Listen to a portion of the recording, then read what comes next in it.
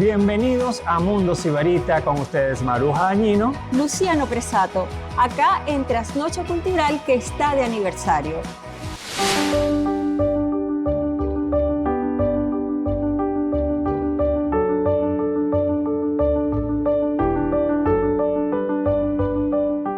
La Caracas de a mediados de los años 70 era un valle que se modernizaba a pasos agigantados. Nacía un ícono que cambiaría nuestra forma de encontrarnos, el centro comercial Paseo Las Mercedes. No fue solo un lugar de compras, se convirtió en el epicentro de la cultura y la sofisticación caraqueña. Hablemos de su diseño, una obra maestra del arquitecto Jimmy Alcock. A diferencia de los centros comerciales tradicionales, el Paseo Las Mercedes se concibió como una extensión de la calle. Su estructura destaca por esa movilidad circular y orgánica, sus tragaluces icónicos que bañan de sol el concreto expuesto y el uso honesto del ladrillo. Una arquitectura que no solo habita, se respira. Pionero en salas de cine exclusivas y de teatro, y refugio de librerías y galerías emblemáticas. Ha resistido el paso del tiempo manteniendo su esencia original. Es un recordatorio de que Caracas ha sabido abrazar la vanguardia con buen gusto. Paseo Las Mercedes, arquitectura que no se habita, se respira. Un pedazo de nuestra historia urbana que hoy redescubrimos para ustedes, sibaritas apasionados de nuestra ciudad. Y hoy en Mundo Sibarita nos vinimos al Centro Comercial Paseo Las Mercedes, aquí en Caracas. Un centro comercial emblemático y de vanguardia, con unos espacios y una bóveda que abre y cierra según el clima, ¿verdad, Maruja? Además tiene en el hall de entrada hay unas columnas revestidas de espejos que rotan, es decir, otra vez el movimiento, la arquitectura que se mueve.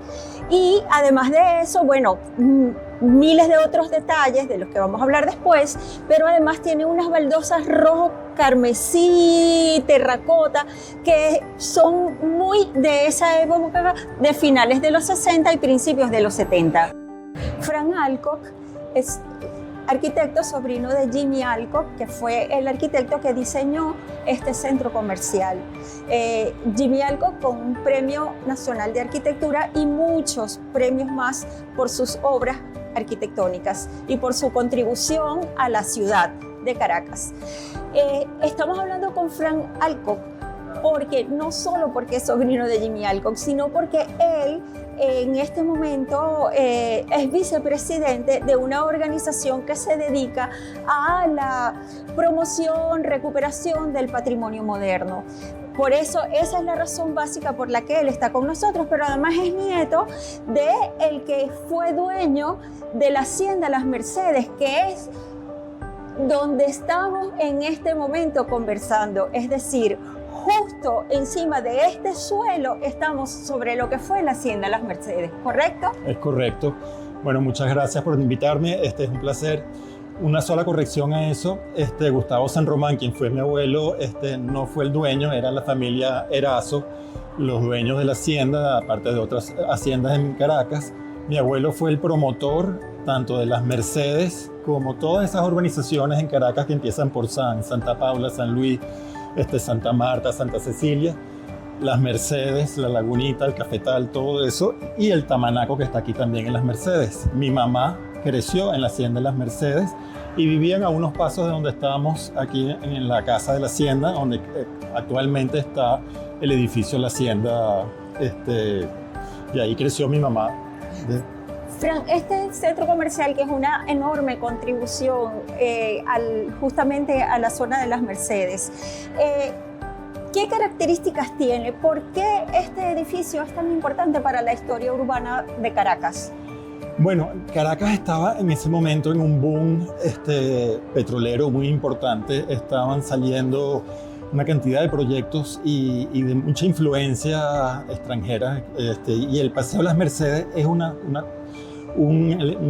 proyecto muy particular dentro de todo lo que se estaba haciendo en ese momento.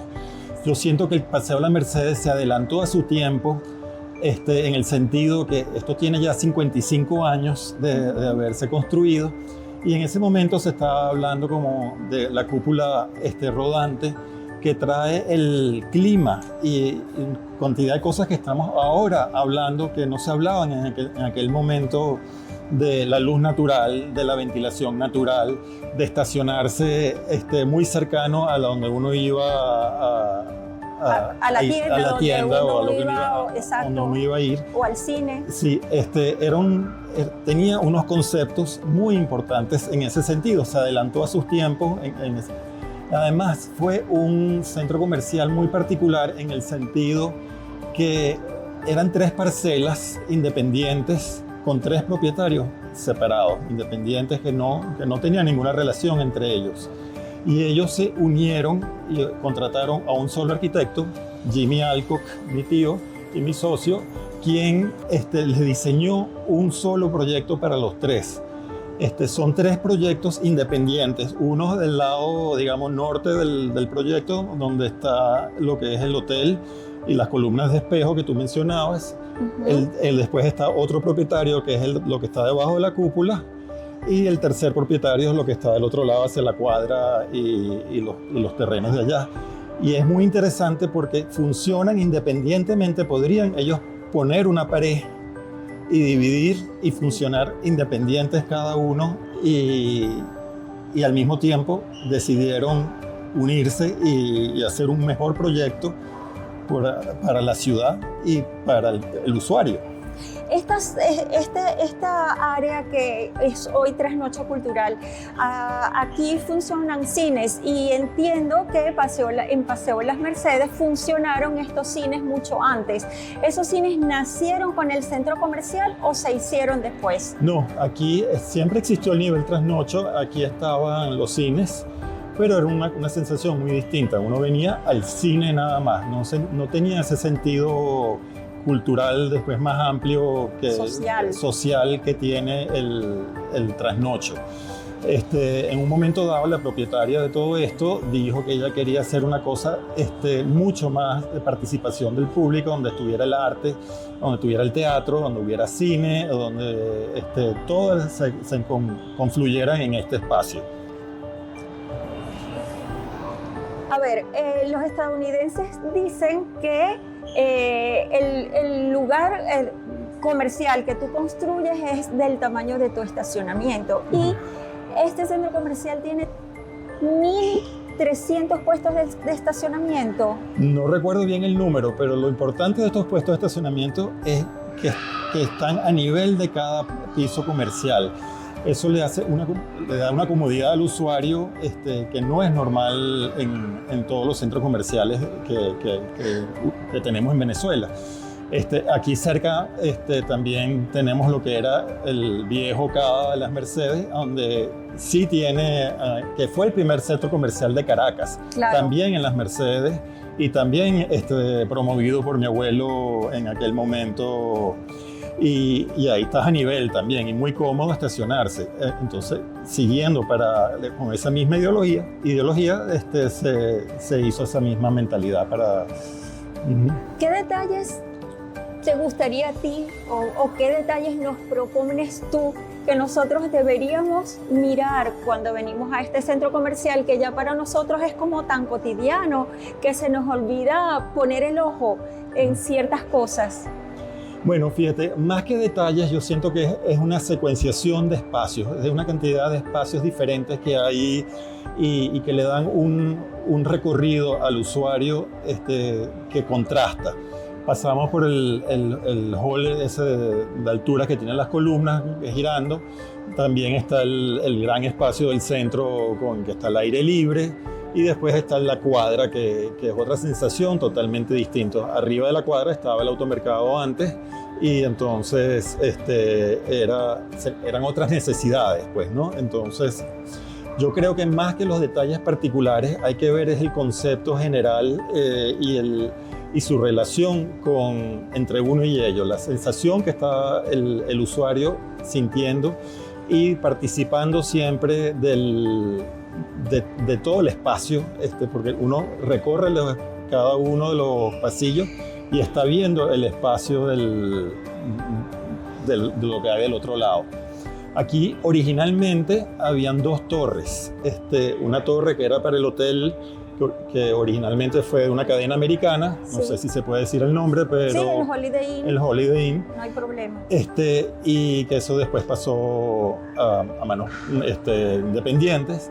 Y también había una torre de oficina que nunca se realizó. Se decidió en el momento poner las oficinas en los dos últimos pisos de la zona central y así hacer participar también las oficinas de todo ese ambiente que hay adentro. No era la sensación de estar en un edificio de oficina cerrado y aislado, sino más bien participar todos los usuarios de las oficinas en la actividad social del centro comercial. Bellísimo. Bueno, Frank, muchísimas gracias. Yo no sé, la verdad que te propongo que despidas tú esta entrevista. Wow. Bueno, muchísimas gracias por tenerme. Ante todo, desearles mucho éxito en este programa y también al Trasnocho Cultural por sus 25 años de trayectoria, que han sido ejemplares. La verdad que Caracas no es lo mismo desde que está el Trasnocho. Nosotros tuvimos un proyecto para hacer otro Trasnocho en Caracas, que por el momento está parado, pero disfrutemos del Trasnocho y que tiene mucho que dar. Muchas gracias. Gracias, Frank.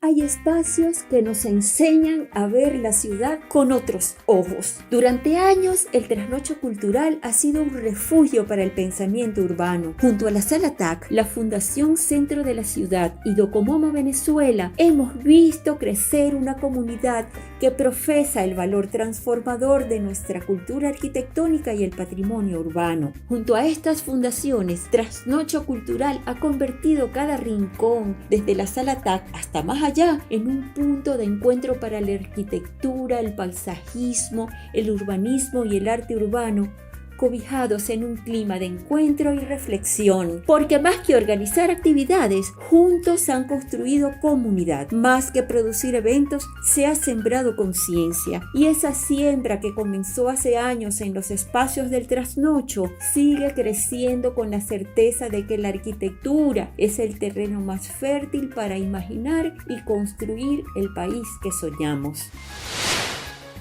Y Mundo Sibarita no se podía perder de este espacio espectacular aquí en el cine del Trasnocho Cultural. ¿Y quién mejor que el director general José Pisano, que nos va a indicar de qué va toda esta movida cultural en este espacio espectacular aquí en la ciudad de Caracas? Bienvenido a Mundo Sibarita, José. Hola, Luciano, no, para mí un placer enorme recibirlos acá, a Maruja y a ti, y darles la bienvenida. Como siempre, pues yo sé que ustedes son asiduos acá de nuestras actividades, y bueno, qué más que reunirnos, conversar, celebrar y reflexionar sobre lo que ha sido, bueno, Trasnocho Cultural en estos 24 años, y que vamos a cumplir los 25 el 4 de octubre. El 4 de octubre del año 2001 abrimos nuestras puertas por primera vez. Y bueno, felices de haber podido consolidar este oasis cultural, artístico dentro de la ciudad de Caracas, que para nosotros, la verdad, nos genera tanta satisfacción, y sabemos del impacto que produce, bueno, no solamente para nuestra audiencia caraqueña, sino inclusive venezolana. Nos escriben muchas personas, además de la provincia, que añoran tener espacios similares en sus ciudades, o que cuando vienen a Caracas nos visitan, y a veces cuando tenemos también actividades por vía streaming a través de trasnochocultural.com, nos pueden disfrutar desde fuera de nuestras instalaciones. Bueno, unas instalaciones que tienen de todo, y es que el Mundo Sibarita abarca cine, cultura, gastronomía, pero esta vez estamos compartiendo con José Pisano, que nos va a contar también un poco de todo lo que va a pasar este 2026, que sabemos que ya estás en el aniversario, y que viene toda esa programación, y cada mes hay un cine independiente, un festival. Hablemosles un poco de qué va en estos meses, porque en este tercer episodio vamos a dar detalles. Sí, bueno, Trasnocho Cultural es fundamentalmente cine, teatro y nuestra sala de exposiciones, la Sala TAC. Y además de todos estos espacios maravillosos que forman vida activa acá en nuestro sótano de este maravilloso edificio, como es el Centro Comercial Paseo de las Mercedes, edificado por Jimmy Alco, y una referencia, digamos, arquitectónica arquitectónica importante de la ciudad. Entonces, bueno, en esa línea tratamos lógicamente de generar nuestras actividades que sean de altísima calidad, acompañada por un servicio, digamos, impecable y con unas instalaciones que tratamos, lógicamente, dentro de lo que han sido ya, bueno, 25 años de actividades, mantenerlas en su mejor calidad de proyección, de sonido, de confort de butacas, en el teatro también a nivel de iluminación, de sonido de las salas. Pero bueno, seguimos lo que, en el caso del cine, particularmente, lo que es nuestra columna vertebral, como la defino yo, que son las muestras y festivales de cine. En el mes de mayo tendremos la edición número 30 del Festival de Cine Francés, porque además, bueno, son los 25 años de Trasnocho, 30 años del Festival de Cine Francés, lo cual son cifras importantes, y en octubre tendremos los 20 años del Festival de Cine, perdón, los 25 años del Festival de Cine Español, ahora que estoy. José, tengo entendido que también muy pronto viene el Euroscopio. Cuéntanos un poco de qué va. Correcto, en el mes de abril volvemos a tener esta magnífica muestra de cine europeo en la alianza con la Oficina Europea acá en Caracas, con películas de todos los países de Europa, porque la verdad lo maravilloso es justamente ver esa pluralidad de cine de diversas naciones y en diversas lenguas. También tendremos el Festival de Cine Alemán, como es tradicional, en nuestra alianza con el Instituto Goethe, el Festival de Cine Italiano, y bueno, y otros que se van a venir sumando allí durante todo este año, que esperemos que sea, bueno, un año maravilloso, que además se complementa también con lo que son nuestros cineforos, cineencuentros, la asociación con la Sociedad Psicoanalítica de Caracas. Todos los sábados, los últimos sábados de cada mes tenemos justamente todo espacio de reflexión. Eso me parece es maravilloso, Sí. estos cineforos, porque además es ver la película Amigos del Mundo Sibarita y después haces un análisis con psicólogos, con gente que es especialista. Efectivamente, Eso me encanta. la idea es darle, digamos, una lectura múltiple, porque por lo general está alguien, digamos, especializado en temas de psicología, está alguien especializado en temas de cine, y a lo mejor según el tema que trata la película puede haber alguna persona, digamos, que toque otro punto que complemente esa visión. Tenemos también alianzas con CENAIF, que es Escuela de Gestal, tenemos también una alianza con la gente del Cinearchivo Bolívar Films, que hemos presentado documentales maravillosos que además nos conectan con nuestra historia y nos permiten también, bueno, desde el punto de vista del presente, analizar el pasado y ver ese maravilloso trabajo que han hecho ellos de recoger todo lo que es ese fantástico archivo que se ha formado con tantísimo material y que gracias a esa labor tan precisa y tan particular se ha podido preservar y nos ha permitido viajar en la historia de Venezuela. Hemos desarrollado también una alianza con Movie, una plataforma de streaming de alta calidad cinematográfica, y gracias a ellos hemos tenido y tenemos aún películas en exclusiva como Fue solo un accidente, del cineasta iraní Jafar Panahi, que ganó la Palma de Oro en el Festival de Cine de Cannes 2025. Valor sentimental, de Joaquín Trier, una película noruega que tiene 9 candidaturas a los premios Oscar, que inclusive, digamos, ha trascendido lo que es el ámbito del cine europeo, donde además ganó 5 premios del cine europeo entregados recientemente, los premios Félix. Y tendremos El agente secreto, bueno, la película esperadísima para finales de febrero, la película brasilera de Kleiber Mendoza. Definitivamente una programación súper completa, José. Así es, con Wagner Moura además, y para complementarte, es una película que está nominada a Mejor Película Internacional y Mejor Película, cosa que no había ocurrido con una película latinoamericana, y bueno, y Wagner Moura es el primer candidato brasileño excelente en ser finalista al premio Oscar como mejor intérprete masculino. Y me vine con José aquí al Teatro del Trasnocho Cultural. Bueno, una programación espléndida que vamos a tener muy pronto y José nos va a contar. Bueno, cosas maravillosas van a ocurrir acá en nuestras salas de teatro. Estamos en el Teatro Trasnocho con más de 300 butacas y aquí en pleno montaje de Perfectos Desconocidos. Esta exitosa obra que convocó a casi 10.000 personas el año pasado y que, bueno, vuelve a nuestra cartelera por varias semanas más con un elenco repotenciado. Están Noelia Arteaga, Sonia Villamizar, Yescalí Ruiz, Sócrates Serrano, Iván Tamayo, y se están sumando Haroldo Betancourt y Antonio Deli para hacernos reír y hacernos pensar a través de un maravilloso texto escrito por el italiano Paolo Genovese y dirigido por Basilio Álvarez para el grupo Skena. Viene Fresa y Chocolate también, una nueva versión, ese texto extraordinario de Zenel Paz, que ya fue una exitosa película hace ya unos cuantos años atrás. Vimos esa película hace Y que a partir de años. allí se hizo una versión teatral que ha tenido muchísimo éxito. De hecho, se está presentando actualmente también en Miami, vuelve a Caracas en las próximas semanas. Y tendremos también, como para cerrar, porque bueno, vienen tantísimas cosas que no podemos quedar haciendo un programa especial solamente por el teatro. Pero viene también el Festival de Jóvenes Directores. Su edición número 11 va a estar en nuestra sala Espacio Plural. Es un espacio mucho más experimental y aquí vamos a tener 6 propuestas de talento venezolano menores de 35 años que han montado, han buscado sus textos y han hecho todo un planteamiento interesante, convenciendo además actores, a escenógrafos para, bueno, generar esa magia que se produce cuando se abre ya la sala, comienza una obra y se da esa comunión mágica con el público. Así que bueno, Festival de Jóvenes Directores, que es siempre, bueno, un aporte importante para que justamente este joven talento tenga la posibilidad de mostrar sus trabajos. Bueno, el Trasnocho Cultural siempre apuesta a todas estas nuevas generaciones y en Mundo Sibarita siempre nos encanta acompañar a todas estas iniciativas, así que lo único que resta es las coordenadas de Trasnocho Cultural para que José nos invite a toda esa programación que tienen página web. Tenemos página web, trasnochocultural.com, tenemos página en Facebook, nos pueden buscar Trasnocho Cult, y nuestra cuenta en Instagram, @trasnochocult, además de las redes en X también, que seguimos publicando allí toda nuestra cartelera. Así que no tienen excusa para no enterarse de nuestra programación y venir a visitarnos acá. Gracias, José, por acompañarnos.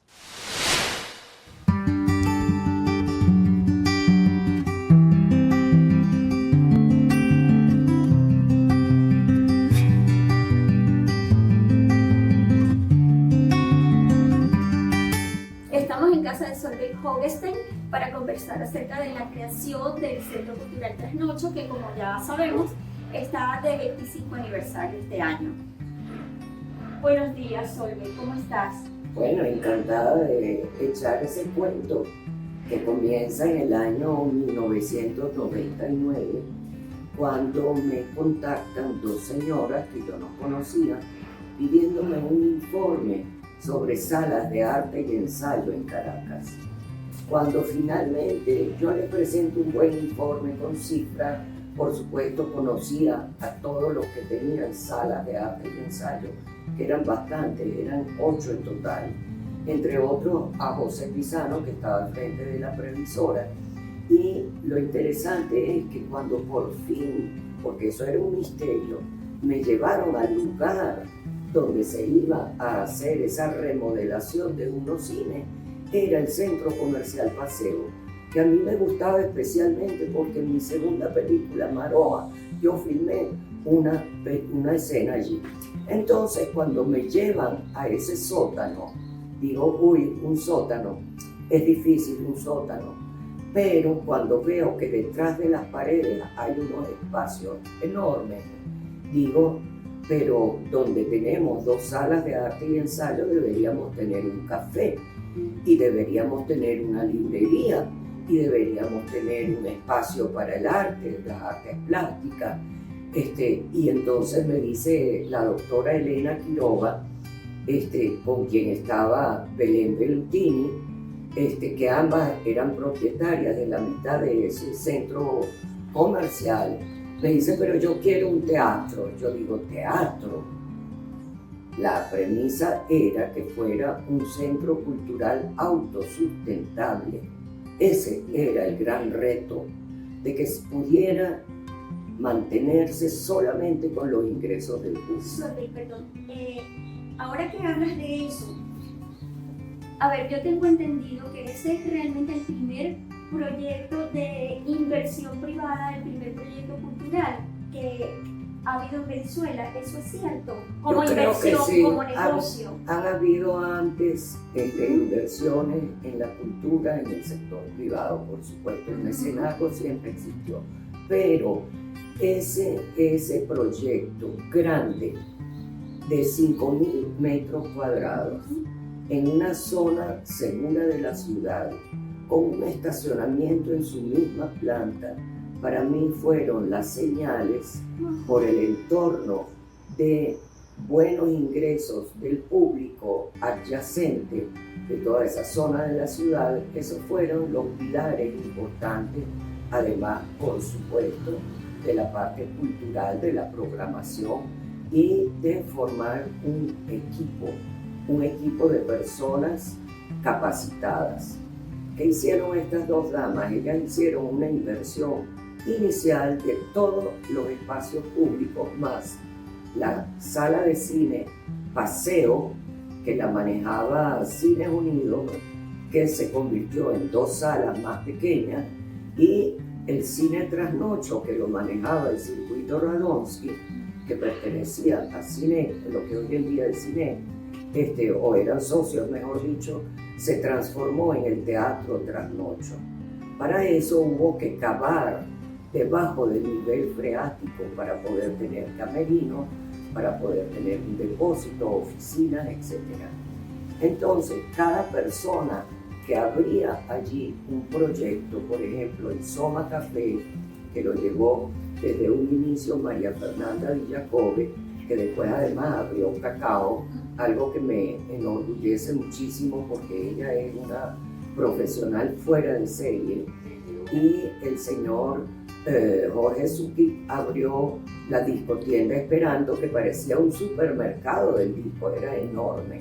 Y por último, Elena Ibarra, que me costó mucho convencerla para que abriera su restaurante allí. Esas personas todas tuvieron que invertir, o sea que era una empresa mixta. Y sin embargo, los contratos de arrendamiento eran muy cortos, o sea, eran condiciones bastante fuertes y duras.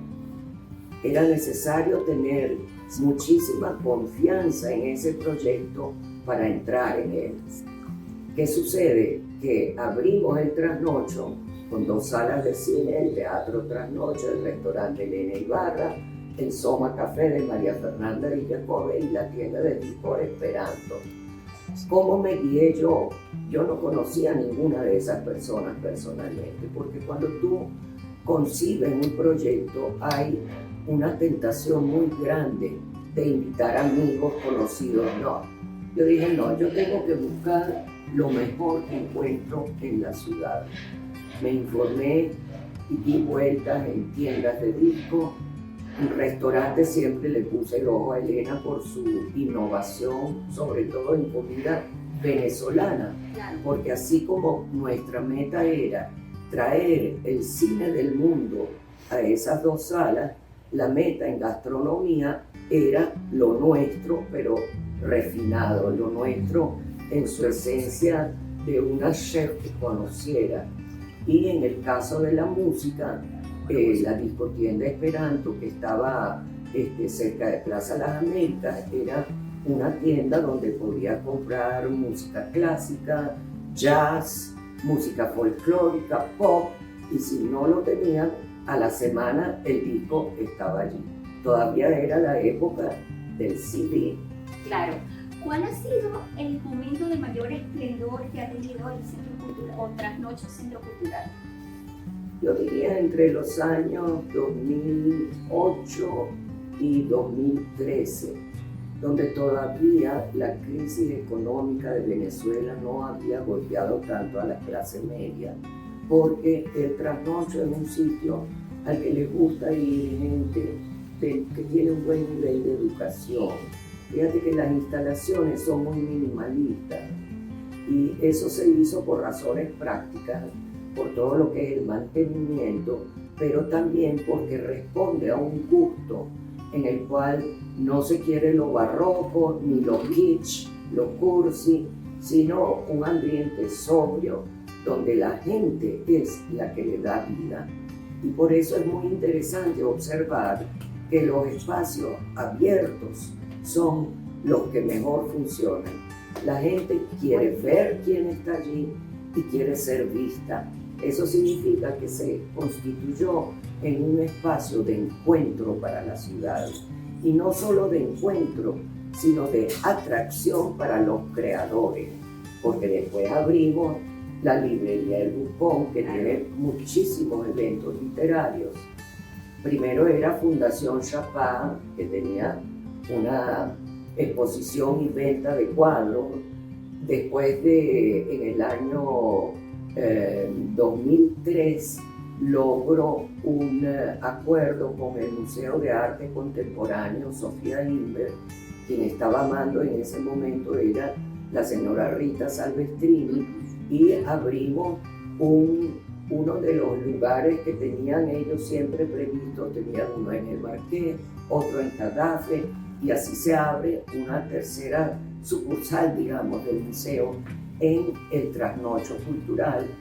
Y eso fue un paso muy importante para mí, que las artes plásticas entraran de la mano de una verdadera conocedora del mercado del arte internacional. O sea, lo que siempre buscamos fue calidad.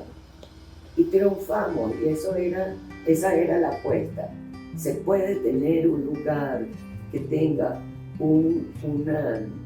que se autosostenga y a la vez tenga un buen nivel cultural.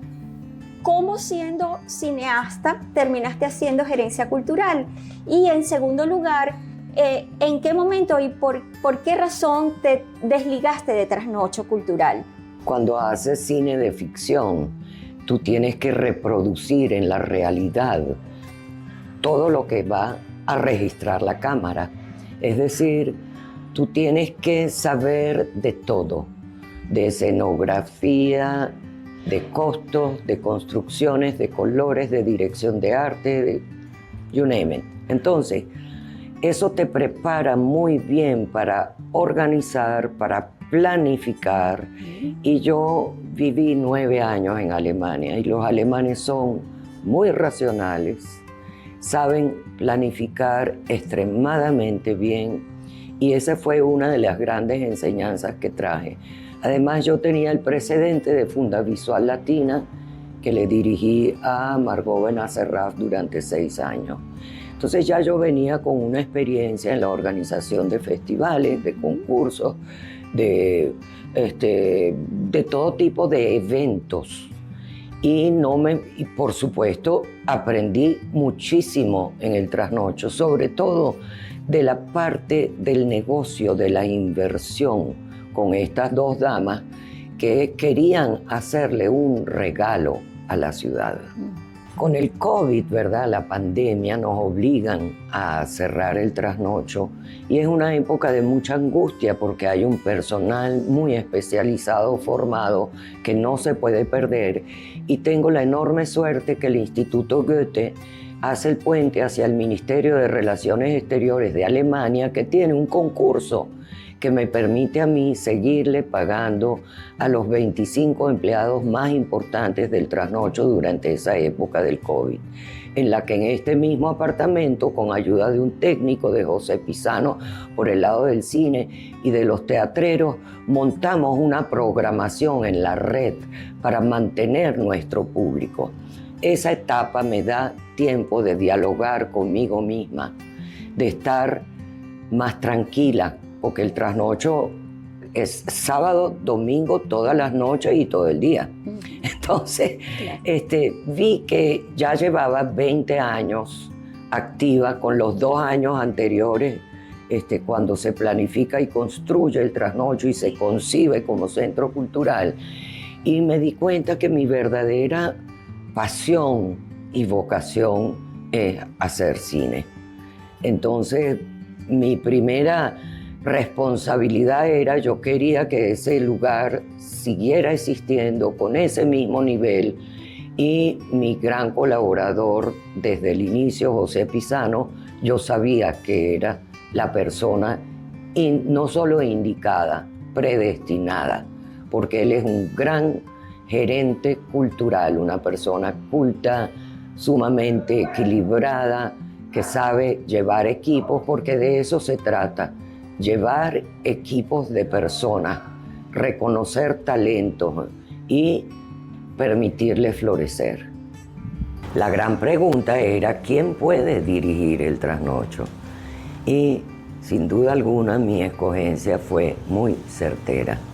José Pisano no solo es el que más sabe de cine en Venezuela, sino un maravilloso gerente que ha llevado con una mano equilibrada a través de tormentas este centro cultural de la mejor manera deseable. Yo estoy feliz de que el Trasnocho siga su curso, siga siendo el lugar que es de encuentro con nosotros, con los amigos y con la cultura.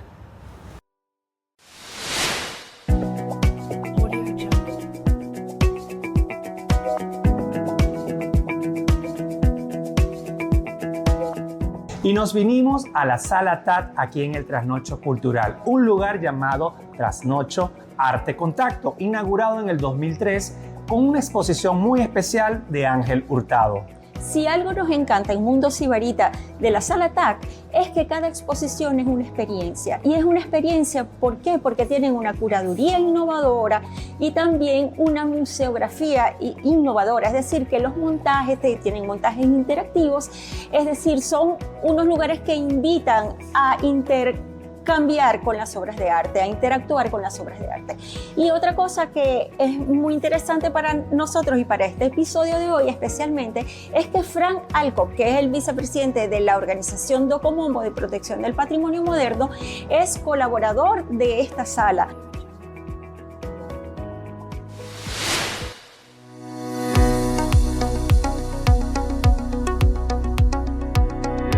Bienvenida, Katina, a Mundo Sibarita y gracias por recibirnos en tu casa, la librería El Buscón. Bueno, para mí tener a Mundo Sibarita en casa es un privilegio, de verdad que me encanta que estén haciendo este recorrido por los espacios del Trasnocho Cultural, donde esta librería creo que tiene un lugar fundamental para los visitantes. Claro que sí, tiene 23 años, ya está cumpliendo 23 años, imagínate, y el Trasnocho Cultural tiene 25 años de fundado.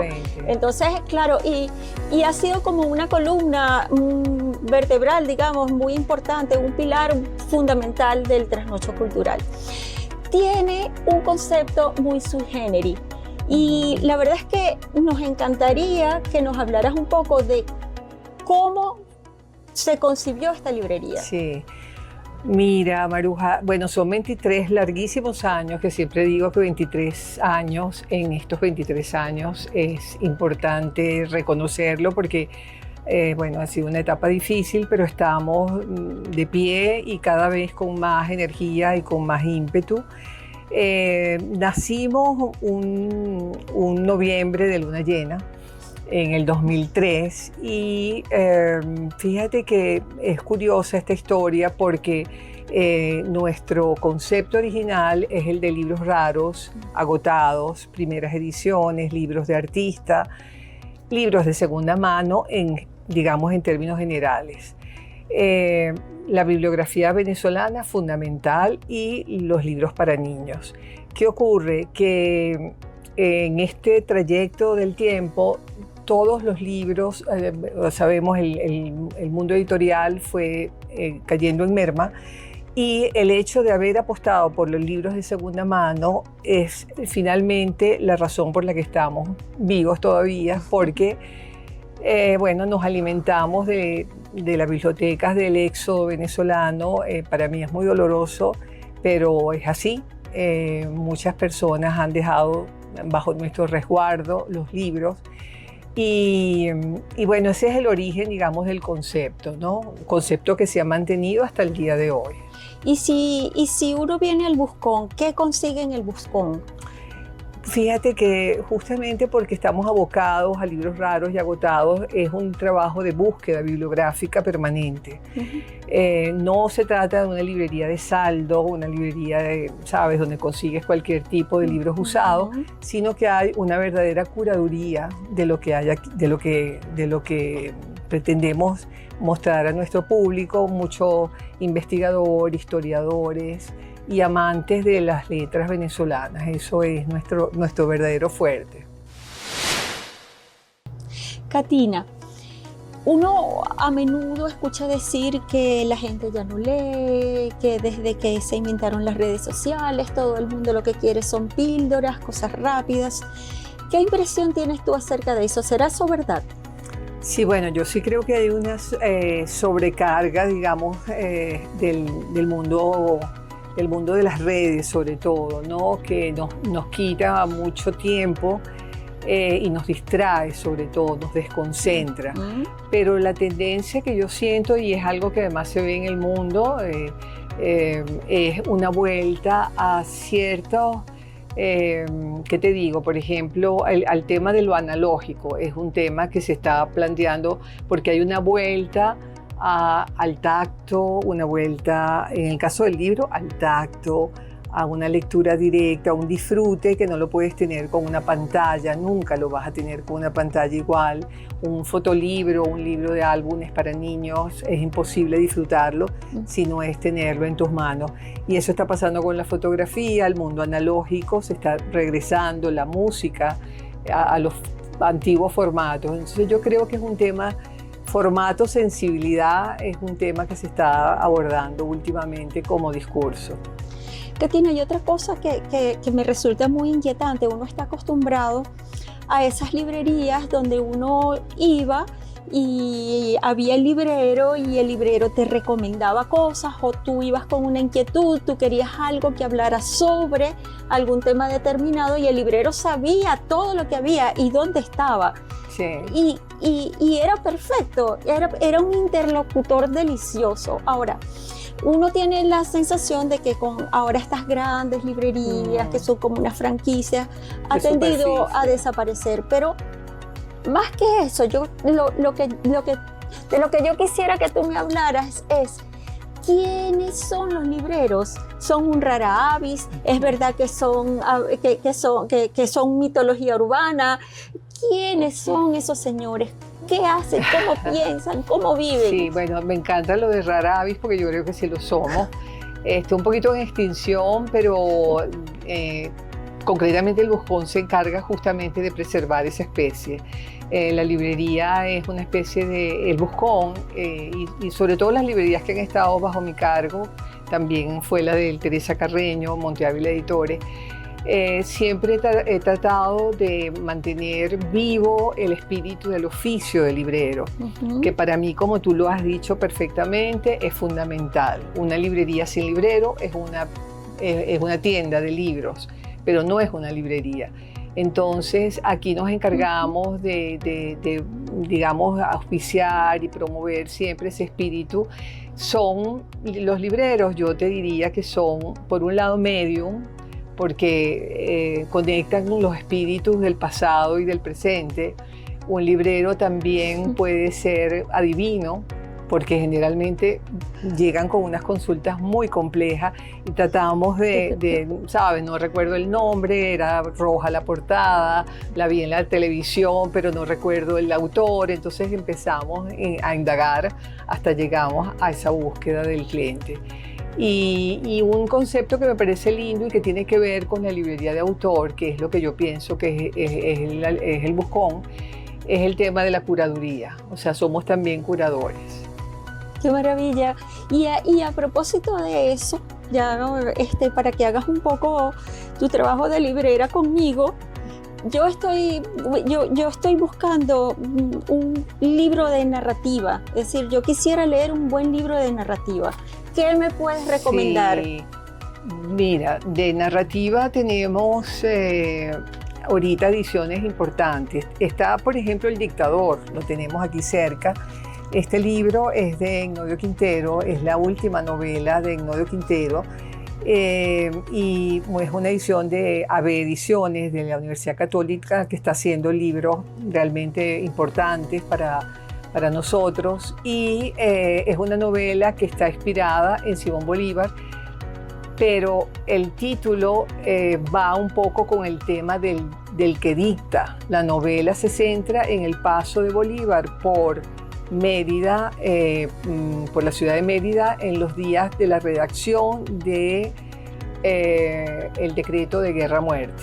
Entonces él se lo dicta a un seminarista. Ese decreto lo dicta a un seminarista y de ahí va la historia. Esto no tiene pérdida. Que no nos equivoquemos con el título. No, es fácil equivocarse, pero no. Pero no nos equivoquemos. Oye, gracias, Katina, de verdad. Bueno, imagínate, Ignacio Quintero es uno de los más importantes, de los mejores narradores venezolanos de este siglo. Súper recomendado. Bueno, del siglo pasado. Súper recomendado, sí, de verdad. Y de este. Sí, de verdad que me encanta que podamos nombrarlo.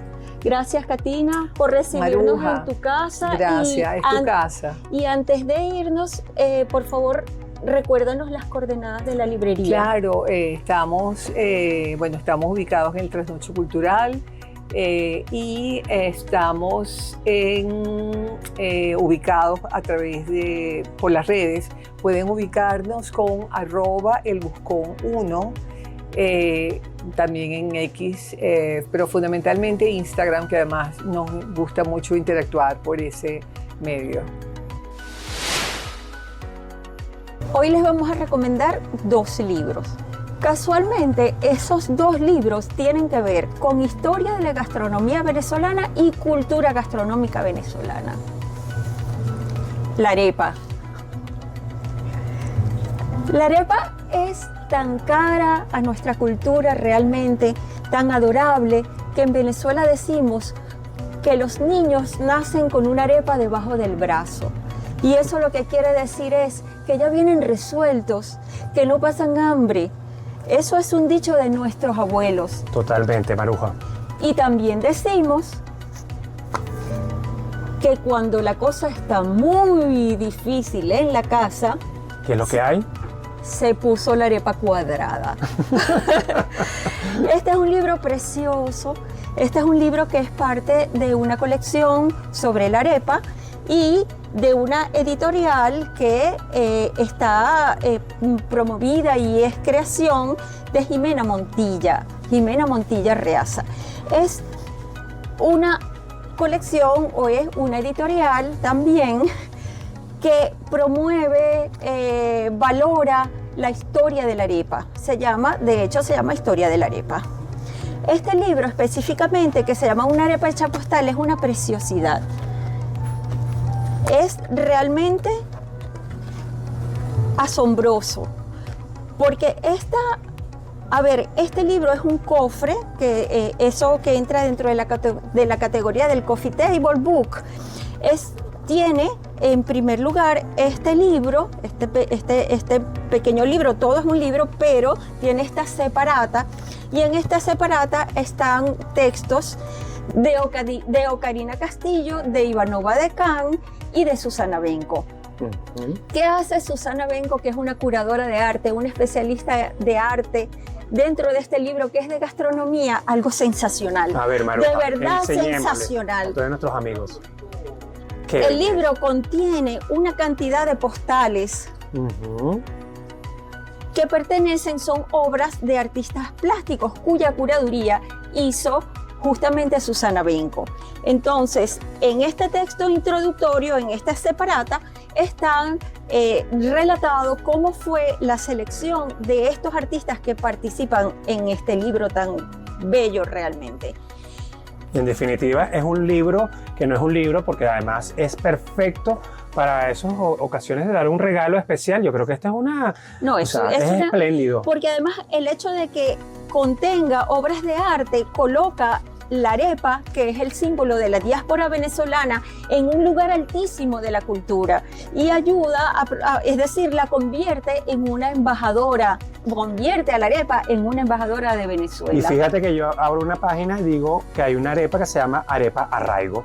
¿Qué más? ¿Qué más? ¿Qué más? Porque dentro del libro no solamente están esos textos, no solamente están las postales, sino que además hay recetas de autores contemporáneos venezolanos que hacen unas reinterpretaciones muy, muy, muy modernas, muy contemporáneas de la arepa. Y hay varias. Aquí está la sustentabilidad por Pilar Cabrera, la solidaridad por José Tarf Alcalá, Joel Tarf Alcalá, y también la resiliencia por Argenis Ramírez. Y está Sumito Esteves. Y hay una lista impresionante de quienes colaboran en este libro postal, como dice, cofre, como dijo Maruja, cofre de ideas creativas y de sustancia, que mejor la arepa venezolana para todos reinterpretarla, ¿no? Este libro recibió el año pasado, ya ese premio se da a finales de año, recibió el premio Tenedor de Oro de la Academia Venezolana de Gastronomía. Y del segundo libro que va a hablar Luciano Presano trata de... Bueno, es que hoy también tenemos al pan. El pan nuestro de cada día. Porque no solamente es la arepa. Esto es un libro especial de panaderías caraqueñas donde, bueno, la rica herencia de los inmigrantes, tanto los italianos, los portugueses, inclusive los árabes, Maruja. Qué interesante que el libro trae variedad de panaderías que también inspiraciones sobre los árabes, aunque las panaderías son casi que todas son italianas y portuguesas y españolas, en realidad. Tuvo también una mención de honor en el Premio Tenedor de Oro de la Academia Nacional de Gastronomía. Y esto, sin duda alguna, bueno, Fundación Banesco está parte de lo que son estos productores de esta editorial, que también está en digital en la página de Banesco, y el Instituto Europeo del Pan, quienes en conjunto hicieron esta joya también. La historia del pan en Caracas es también de los inmigrantes que llegaron en la segunda mitad de la posguerra del siglo XX. Gracias a esta herencia tenemos grandes panaderías, no solamente en Caracas, también en toda Venezuela. En toda Venezuela. Y si quieren conocer la historia del cachito y la historia de la canilla, tienen que conocer la historia de las panaderías. Y te tengo lo más, y del pan sobado. Y del pan sobado. Así que hay el pan de alocha. Y voy un poquito más navideño, y hasta del pan de jamón. Y hasta del pan de jamón. Así que bueno, amigos del Mundo Sibarita, estas dos recomendaciones que estamos dando hoy, Maru y yo, es para que bueno, tengamos esa reconexión con la historia de estos dos libros que son de verdad, y repito, no lo digo es una joya tenerlos en nuestra biblioteca. Una joya, no puede faltar.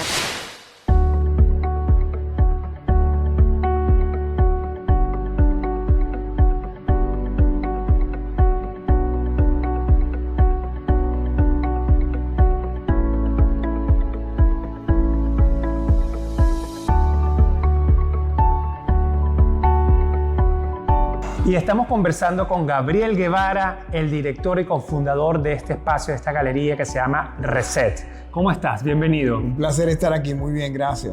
Bueno, un concepto nuevo que queremos que toda nuestra audiencia de Mundo Sibarita nos comentes y nos cuentes de qué va toda esta movida. Bueno, magnífico. Reset Gallery tuvo la oportunidad de abrir este espacio el 11 de noviembre del año 2022.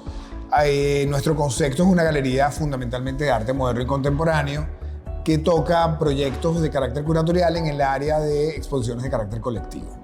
Esto implica que desarrollamos toda una propuesta de investigación para cada proyecto de presentación de exposiciones, lo cual se resume en exposiciones que tienen una duración generalmente de 2 meses.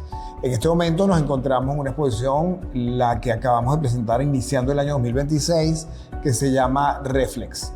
Esta exposición concentra a 4 artistas maravillosos, que es el caso de Beatriz Sánchez, que tenemos a la derecha, el caso de Anet Turrillo, Gregorio Boscán y el caso de Jorge Esteber con una instalación.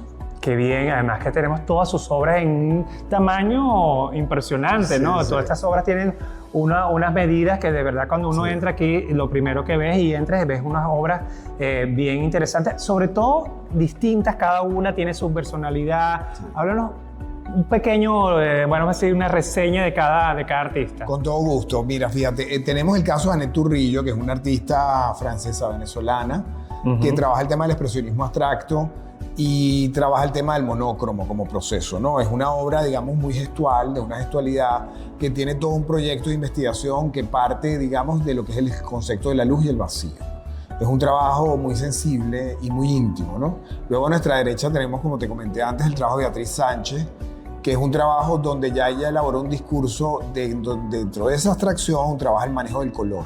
Y ese color está en lo que es el efecto del patrón, la utilización de los números, la posibilidad que esas ideas de esas sustancias espaciales que se van manejando, digamos, como en un tiempo y un espacio muy cromático, ¿no? Un trabajo muy femenino, un trabajo muy lleno de posibilidades técnicas que ella ha ido elaborando en un discurso de investigación sostenido. Luego tenemos el caso de Gregorio Boscán, que es un artista... ¿Dónde está ubicado Gregorio Boscán? Gregorio Boscán está detrás de nosotros. Bueno, vamos a caminar y vamos a ver esta parte de Gregorio Boscán dentro de este espacio. Estamos aquí en Reset Gallery. Bueno, magnífico. Aquí tenemos el caso del artista Gregorio Boscán, el cual tuve la oportunidad de venir a la inauguración que realizáramos el pasado domingo. Y esto es un trabajo que es muy importante porque toda la investigación que ha desarrollado Boscán tiene que ver con el tema del agua y la suspensión del agua como un proyecto de investigación donde parte el tema también de la ecología.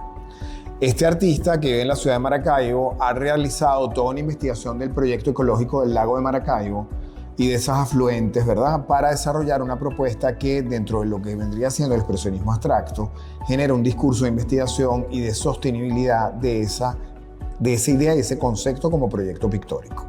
Entonces, cuando nosotros vemos el trabajo de Boscán, nosotros hemos trabajado con él desde hace ya 2 años y medio que estamos trabajando con el trabajo de Gregorio y lo trabajamos también con anterioridad en otros proyectos. Y para esta exposición, él desarrolla estas piezas que son 2026 con un toque impresionante de transparencia. Es decir, hay una idea de lo que vendría siendo el monócromo, donde comienzan a fluctuar una cantidad de propuestas, tanto de carácter tectónico en textura como de carácter pictórico en la base de color, de la croma. Y estas 2 piezas que tienen una intención maravillosa, ella lo llama las aguas. Entonces, agua ocre, agua magenta. Entonces, todo tiene un proceso que está dirigido al campo de la investigación de lo que tiene que ver la sensualidad del agua.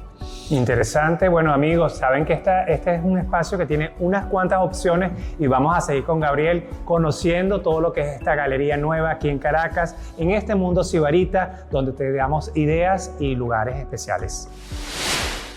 Y seguimos aquí en estos espacios espectaculares de Reset Gallery. Aquí estamos con un artista que, bueno, tiene unas obras que ya ven en este plano espectacular, Jorge Stever. Y tú, Gabriel, cuéntanos de qué va este artista aquí en esta galería.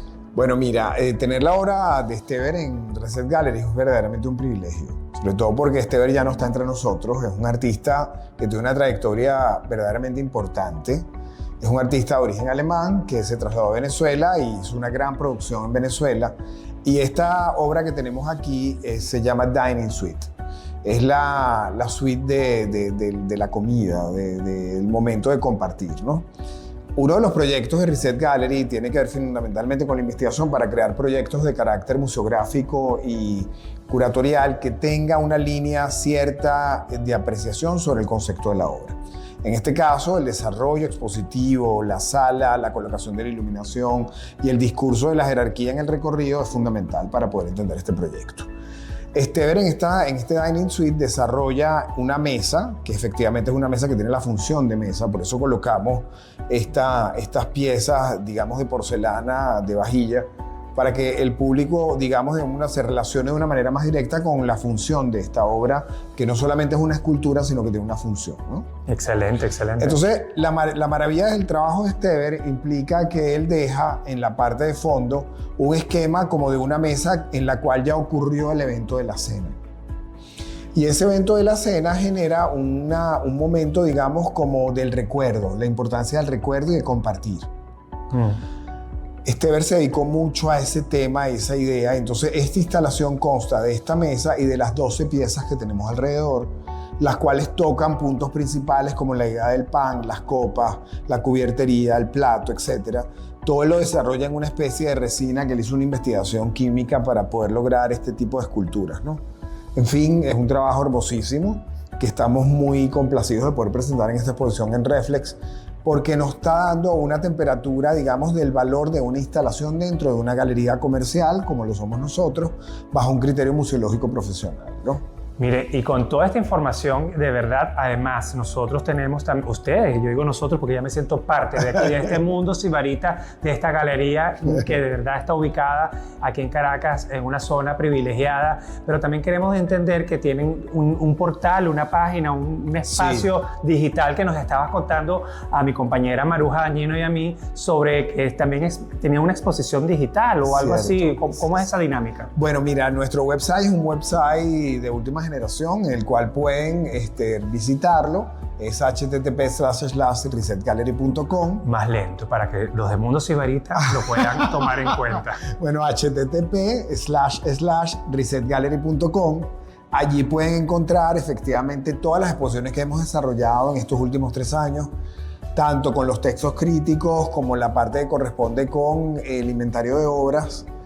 Y por otro lado, también tenemos allí, digamos, el desarrollo de nuestro newsletter, que tenemos poco tiempo de haber abierto, donde están las noticias, donde Claro, hemos qué participado, bueno. los artículos de prensa, en fin, es un Y todas las espacio. exposiciones que vienen próximamente, que seguramente Sí. nos vamos a enterar por Claro. estos espacios. Y bueno, ya lo que queda es una coordenada adicional, que no sé si ustedes tienen Instagram. Sí, por supuesto, Ok. Reset Gallery, @Reset Gallery, también tenemos Instagram y bueno, nos encontramos en el Paseo de las Mercedes, en el piso 1, en la zona, digamos, de las prismas, que son la zona de los espejos.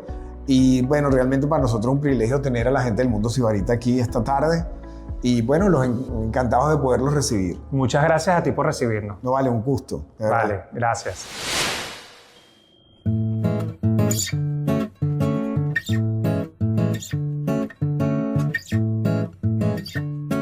Hola, bienvenidos a Meme.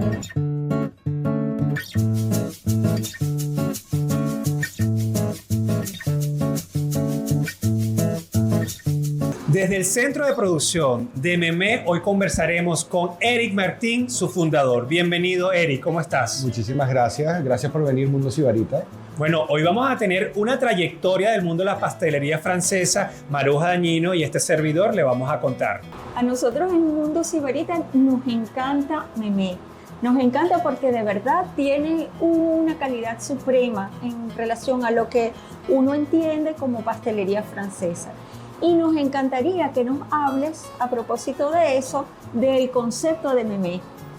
Bueno, la meta aquí en Meme desde el principio, yo siempre digo que hacemos trampa, no hacemos trampa, usamos los ingredientes que son, ¿no? Entonces cuando tú decides, en vez de usar un extracto de vainilla, usar vainas de vainilla, ya empieza a pasar lo que a ustedes les gusta cuando vienen, que es, oye, aquí estamos sintiendo, oliendo, probando una cierta cantidad de cosas que no estaba acostumbrada a probar aquí.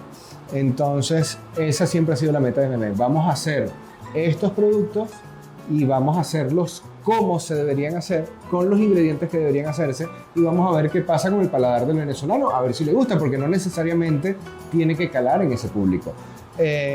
Resulta que para nuestra sorpresa caló, y caló muchísimo, por eso ya llevamos casi 5 años aquí en Meme, y le gusta mucho a la gente. Casi todo lo que hacemos es bien recibido, más bien últimamente tenemos miedo de sacar productos nuevos, porque la idea al principio era, ok, tenemos un croissant, tenemos un queen amand, tenemos un cachito, tenemos esto, y vamos agregando productos y los ponemos en vitrina y los vamos sacando.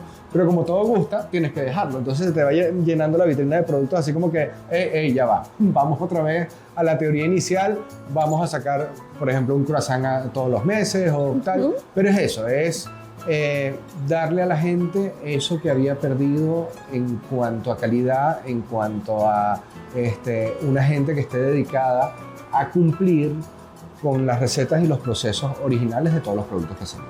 Mira, y a propósito, para quienes nos están viendo, y a lo mejor muchos no lo saben, la vainilla proviene de una orquídea tropical que tiene una vaina. Y dentro de esa vaina está todo el gusto y todo el aroma de eso que nosotros sentimos, olemos como vainilla. Mucha de esa vainilla, la mayoría de esa vainilla que nosotros tenemos normalmente en nuestras casas es industrializada, es química. Sí. Pero la vainilla original, que es la que se usa en Memé, es una vainilla natural que viene de la orquídea. Y que tiene un proceso tan largo y tan complicado, porque después de que sacas la vainilla de la orquídea hasta que es utilizable en pastelería pueden pasar 6, 7, 8 meses dependiendo del proceso, lo cual hace que sea un producto carísimo. Pero no nos detiene, o sea, esos son los productos que queremos utilizar y ese es el clic que queremos hacer también en la gente de, mira, podemos usar este chorrito de extracto de vainilla artificial o podemos usar esta vaina. ¿Cuánto nos va a salir o cuánto nos va a costar eso? No importa. Al final, el cliente le va a gustar tanto que lo podemos utilizar. Y es así como ha pasado. Tuvimos razón en ese pequeño detalle. ¿Y cuál es el secreto de tu croissant? Bueno, como te estaba diciendo, hacer todo con los procesos naturales. El croissant necesita estar bien laminado. Es un proceso de 3 días desde que se amasa hasta que se hornea el producto final. Entonces, el primer día se hace el amasado de una masa. Es una masa de pan como cualquier otra masa de pan, enriquecida, tiene mantequilla, tiene azúcar, tiene huevos cuando hacemos la danesa. Pero si haces esa mezcla, laminas y horneas el mismo día, no consigues los aromas, no consigues el color, no consigues la forma. La masa está demasiado estresada cuando va al horno y no se forma como un croissant bonito y lleno de aire. Al aplicar los días de reposo o los tiempos de reposo como tienen que aplicarse, empiezas a obtener de ese proceso algunas cualidades que además son para mí necesarias, porque un croissant de 3 días tiene 3 días de retardo, que en panadería significa que no fermentaste en 1 hora como muchas canillas, sino que lo alargaste por 3 días, lo cual hace que esas levaduras estén haciendo su trabajo de fermentación por 3 días, muy lentamente porque están en frío, y que al final el producto sea un producto que es muy liviano. Las levaduras, al hacer su trabajo, nos dejan muy poca harina que digerir a nosotros. Entonces, uno de los comentarios que más se reciben aquí es: yo me como un croissant en cualquier parte y me da una acidez horrible, y me como un croissant aquí y no me da acidez. ¿Qué pasa? Es verdad. Bueno, los 3 días de retardo o de producción del croissant ayudan muchísimo con eso. Y el otro que no puede faltar nunca, y es uno de los ingredientes más importantes cuando hacemos el croissant, es la mantequilla. La mantequilla de origen animal, 0 margarinas, 0 mantecas hidrogenadas, 0 aceites raros, es mantequilla, es nacional, con lo cual ya hemos decantado muchos productores nacionales, hemos probado muchísimas mantequillas en Venezuela, todas excelentes, pero nos hemos quedado con las de mayor calidad para, obviamente, hacer nuestro proceso lo más corto posible dentro de esos 3 días. Y lo hago más corto todo. ¡No! Entonces, bueno, con esa mantequilla, el croissant al final va a saber a la mantequilla. Y mientras mejor sea la mantequilla, mejor va a ser el resultado final que sale del horno. Eric, ¿te parecería bien si nos enseñas cómo haces tu croissant? Sí, claro, podemos pasar y hacer unos croissants. Genial. La última parte del proceso. Les voy a mostrar un poquito de lo que hacemos aquí. Ya esta masa pasó por su proceso de amasado y por su proceso de laminado. En el proceso de laminado lo que hacemos son dobleces hasta que logramos 12 capas de mantequilla, 25 capas entre masa y mantequilla en total. Y ya en este punto vamos a pasar a formar, que es estirar la masa hasta el grosor que va a llevar la masa de croissant, y después cortar los triángulos, formar los croissants, y ya eso debería irse al proceso de fermentación y horneado posterior. Es el segundo día del proceso. En el primero se hizo el amasado, segundo día laminado y formado, y en el tercer día se hace el horneado, ¿ok? Entonces esta es la parte donde estiramos. Esto es una laminadora, nos ahorra 1 tonelada de trabajo. Vamos bajando el grosor de la masa poco a poco.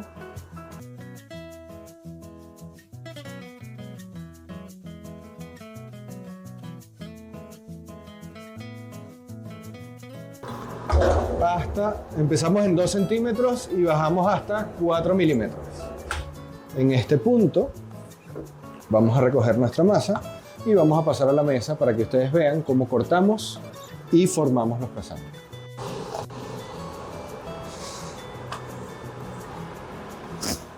Quitamos tensión y procedemos con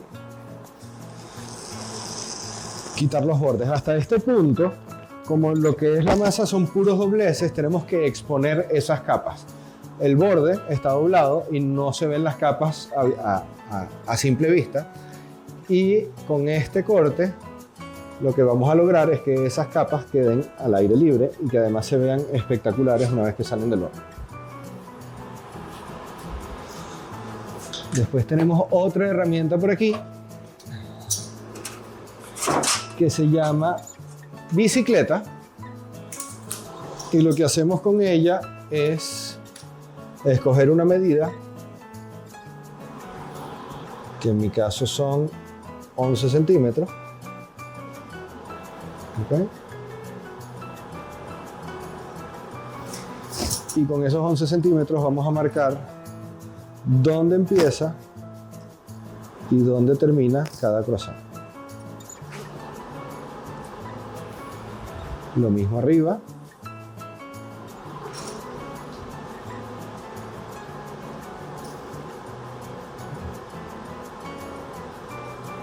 ¿Okay? Y ahora, tan sencillo como unir los puntos.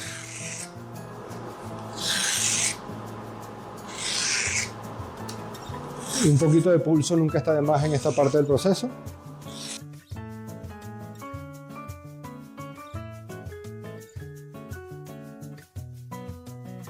Listo. Esto vamos a retirar aquí. Y por último, el formado final. Vamos a agarrar la masa, vamos a estirar un poquito y vamos a traernos por todo el centro nuestro croissant.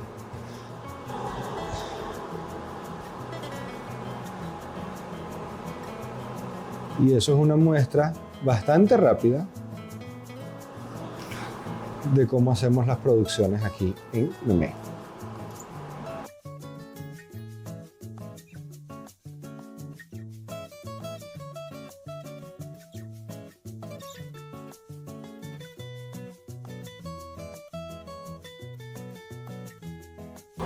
De cada masa de estas salen entre 20 y 22 croissants. Y en Memé tienen que hacer entre 200 y 500 croissants al día.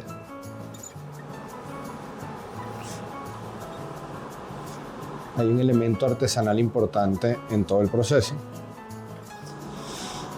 Obviamente existen máquinas para hacer todo esto, pero entonces perdería la ciencia, ¿no?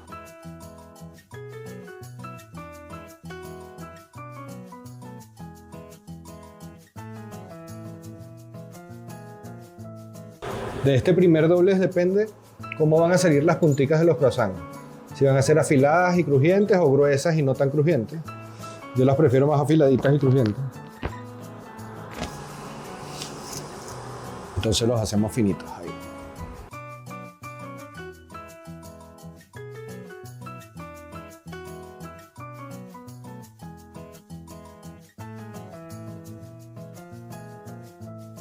Ahora vamos a ver si Maru y Luciano hacen un croissant para Mundo Sibarita tan bonito como los míos.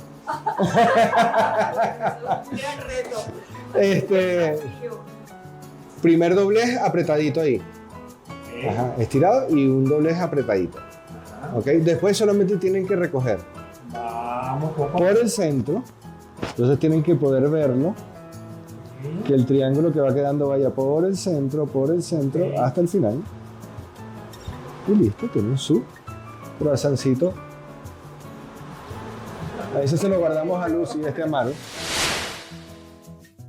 Y después de la parte que hicimos ahí adentro con Maro y con Luciano, tenemos este resultado. Este resultado viene después de 3 horas más de fermentación y después de duplicar en tamaño, fermentando, duplica otra vez en el horno y nos encontramos con esto, que es un croissancito riquísimo, súper liviano, ya lo tienen ustedes, y ya me dirán qué les parece.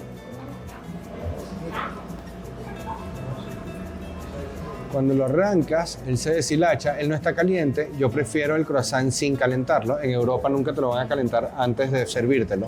Entonces tiene que estar frío y cuando es frío, así, tiende a ser chicloso, que es de verdad como debería ser un croissant cuando nos lo estamos comiendo frío. Es un pancito muy suave, chicloso, muy aromático a mantequilla y que se deshilacha. Si lo cortáramos, con un cuchillo. Además veríamos todas las capas y todos los alveolos que quedan después del laminado, pero cuando lo estamos estirando así es este el resultado. Se deshilacha, es la acción que tiene la mantequilla sobre el croissant. Bueno, Eric, cuéntanos cómo nació Memé y quién es Memé. Memé es muy simpática la historia porque nace de no sabemos dónde. Sí, de mi afición y de mis ganas de hacer pan, porque estudié para hacer pan en mi casa y empecé a publicar en redes, mira, estoy haciendo este pan, estoy haciendo este pan. Después me hiperenfoqué en el tema de los laminados y la gente empezó a pedir talleres. Oye, ¿y tú no enseñas a hacer eso? Quiero aprender, qué bien lo estás haciendo.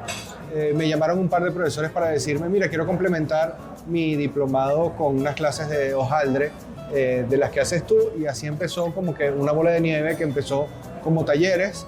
Empezaron los mismos alumnos y la gente que veía las redes a pedirnos una vitrina. Oye, pero ¿y esto dónde lo compro? Porque hasta ahora solamente nos das clases, pero quiero comprarlo.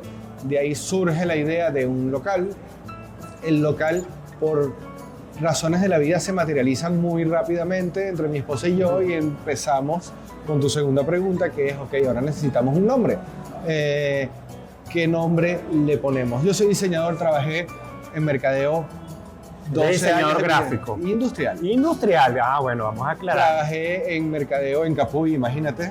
Qué bueno. Trabajé después en mercadeo en Mercury y estuve mucho tiempo en diseño de marcas y esa cosa. Y sabía que quería una palabra con 4 letras, 2 sílabas, etcétera, etcétera, todo esto. Y resulta que la persona que pagó mi primer taller de panadería es mi Memé. Memé es como yaya o nona en Italia y en España, pero en el norte de Francia le dicen abuelita, Memé. O sea que esto es dedicado a tu abuela. A mi abuela. Entonces, como ella nos ayudó con el tema de los talleres y además ella llegó a Venezuela cuando llegó en el 48, llegó precisamente a cocinar. Trabajaba en una pastelería. Y dijimos, bueno, pero qué mejor nombre para Memé que Memé. Excelente. Y, gracias a Dios la Memé sigue con nosotros, tiene 94 años. Bueno, saludamos a la abuelita de Eric y de verdad y es una estrella, cada vez que llega aquí se sienta. Hola, bueno, ella es la influencer de este espacio.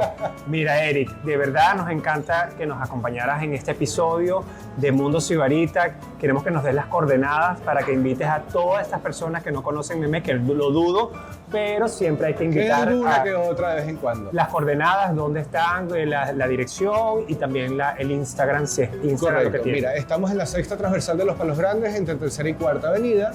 Los Instagram son Memecroix. Estamos en la sexta transversal de Los Palos Grandes, entre tercera y cuarta avenida, justo al lado de la cuadra gastronómica y al frente de Power, por un lado. Y el Instagram que tenemos es ericmartin.mme, que es el mío, y Memecroix es el de Memé. Gracias. Muchísimas gracias a ti, Luciano, y a Mundo Sibarita. Bueno, Luciano, y hasta aquí nos trajo el río. Así mismo es, Maruja. Y a todos nuestros amigos de Mundo Sibarita TV pueden sintonizarnos a través de nuestro canal de YouTube, Mundo Sibarita TV, y también por Instagram. Nos vemos en el próximo episodio.